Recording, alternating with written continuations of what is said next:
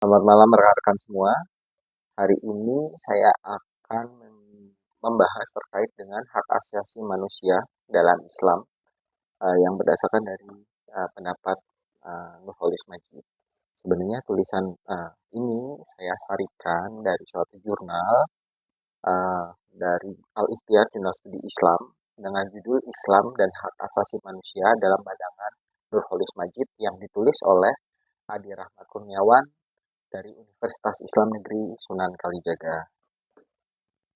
Siapa sih sebenarnya Nurholis Majid? Mungkin saya akan mulai dari titik itu tersebut. Nurholis Majid atau yang biasa disebut oleh Cak Nur adalah seorang pemikir dan intelektual muslim yang lahir di Indonesia. Ia dikenal sebagai pelopor pemikiran neomodernisme dalam Islam. Salah satu kontribusi terbesarnya adalah pandangan tentang hak asasi manusia yang dianggap sebagai bagian integral dari ajaran Islam.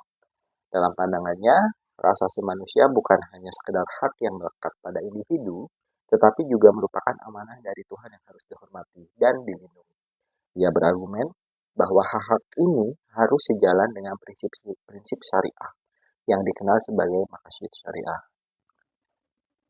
Mari kita lihat sejarah HAM dalam Islam. Sejak zaman Nabi Muhammad SAW, konsep hak asasi manusia sebenarnya sudah ada. Salah satu contohnya adalah Piagam Madinah yang menegaskan hak-hak masyarakat yang beragam di Madinah.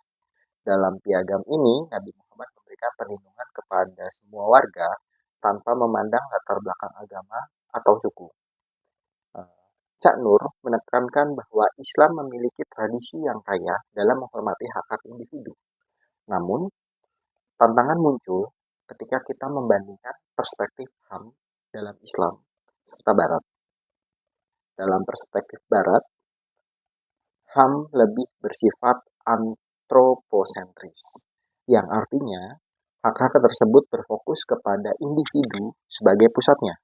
Sementara itu dalam Islam, HAM bersifat teosentris, di mana hak-hak tersebut dianggap sebagai pemberian Tuhan yang harus kita hormati. Perbedaan ini menciptakan tantangan dalam penerapan HAM di negara-negara Muslim. Banyak yang berpendapat bahwa nilai-nilai budaya dan agama seringkali bertentangan dengan norma-norma HAM yang universal. Disinilah peran pemikir seperti Cak Nur menjadi sangat penting, karena ia mengajak kita untuk berdialog dan mencari solusi yang seimbang. Salah satu gagasan kontroversial yang diusulkan oleh Cak Nur adalah terkait dengan sekularisasi. Ia berargumen bahwa pemisahan antara agama dan politik diperlukan untuk menjaga kemurnian ajaran Islam. Dalam jargonnya, Islam Yes, Partai Islam No, ia menolak politisasi agama. Namun gagasan ini tidak lepas dari kritik. Banyak yang merasa bahwa sekularisasi dapat mengancam integritas ajaran Islam. Disinilah kita melihat ketegangan antara tradisi dan modernitas dalam masyarakat Muslim. Kemudian ada beberapa lagi isu kontroversial yang mungkin menjadi poin pentingnya bila melihat dari kacamata perspektif hak asasi manusia dari Barat. Beberapa poin yang sering muncul dalam diskusi yaitu tentang perbudakan dan poligami misalnya. Dalam sejarah Islam, perbudakan diakui, tetapi dengan batasan-batasan tertentu. Beberapa ulama berargumen bahwa Islam mendorong pembebasan budak sebagai tindakan amal. Namun dalam konteks modern, praktik perbudakan dianggap sebagai pelanggaran HAM. Tentu saja ya. Ini menunjukkan bahwa kita perlu meninjau kembali praktik-praktik tersebut dalam cahaya nilai-nilai HAM yang lebih universal. Oleh karena itu saya jadi teringat salah satu kuliah yang saya terima dari Profesor Suratno terkait dengan modernitas dalam Islam. Beliau menyebutkan bahwa Islam itu sebenarnya agama yang sangat modern. Jadi modern tidak berarti westernisasi. Namun dalam hal ini misalnya kita bisa melihat bahwa mungkin ada beberapa poin-poin dalam ajaran agama Islam yang sudah tidak relevan dengan zaman. Seperti halnya perbudakan. Oleh karena itu, sangat penting kita untuk kembali mereview ajaran-ajaran yang kira-kira sudah tidak relevan dengan zaman.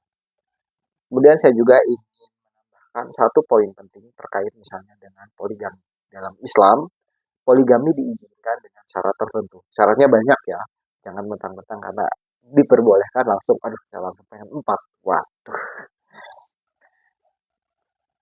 namun banyak yang berpendapat bahwa praktik ini tidak sejalan dengan prinsip kesetaraan gender. Beberapa studi menunjukkan bahwa poligami dapat menyebabkan ketidakadilan dan konflik dalam keluarga. Yang mengingatkan saya, salah satu film dari Nia Dinata, mungkin ada beberapa rekan juga yang ingat, sekitar mungkin pertengahan tahun 2000-an atau 2000 akhir, judulnya Berbagi Suami.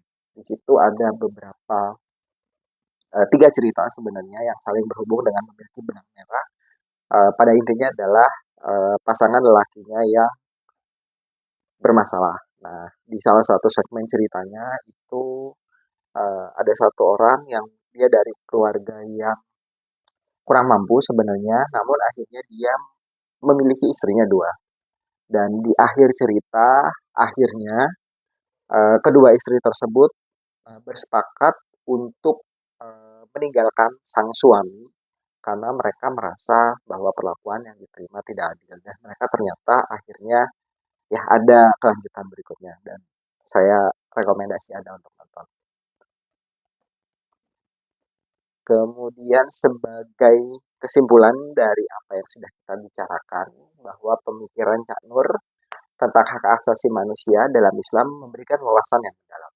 Ia mengajak kita untuk memahami bahwa HAM bukan hanya sekedar hak individu, tetapi juga merupakan amanah dari Tuhan yang harus dihormati.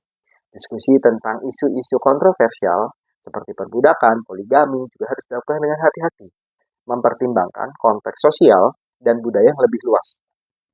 Kita perlu berdialog dan mencari solusi yang dapat mengakomodasi nilai-nilai agama sambil tetap menghormati hak asasi manusia universal. Terima kasih untuk waktunya. Semoga pembahasan ini memberikan pemahaman yang lebih baik untuk kita tentang hubungan antara Islam dan hak asasi manusia. Selamat malam.